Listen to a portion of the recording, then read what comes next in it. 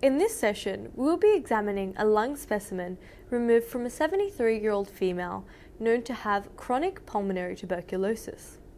This patient later died of an unrelated condition.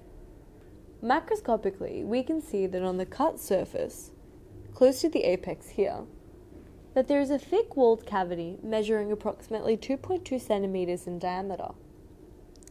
Adjacent to this are several yellow caseous foci, measuring up to 2 centimeters in diameter.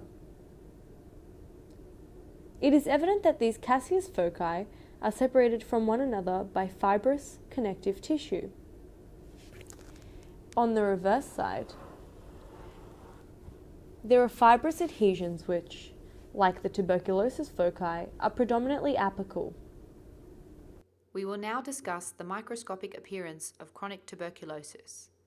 The slide we see here was prepared by staining a biopsy of the inflamed tissue with hematoxylin and eosin.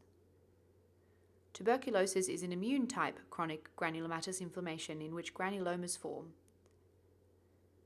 Granulomas are nodular inflammatory lesions containing predominantly macrophages of varying phenotypes, as well as lymphocytes and fibroblasts, and the center of granulomas is usually necrotic.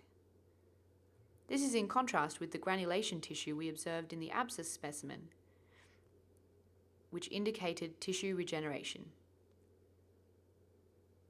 In tuberculosis disease-related conditions, we can see both normal and abnormal or inflamed tissue.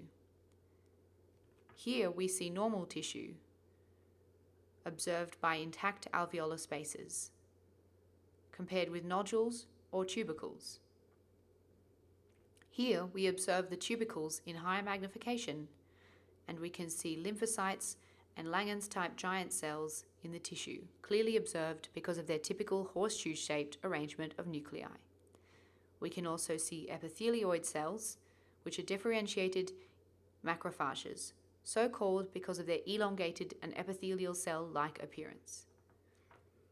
It is important to note that monocytes are so termed in the circulation and differentiate into macrophages once activated and entering the tissue.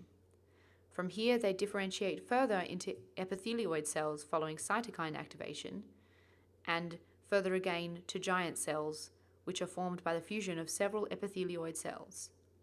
It is important to note that both epithelioid cells and giant cells are specific to chronic granulomatous inflammation.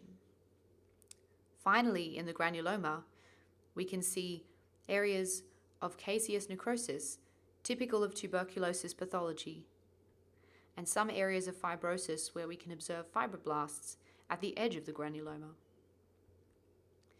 At higher magnification, we can see more clearly the epithelioid cells, which are arranged in a palisading manner surrounding an area of caseous necrosis.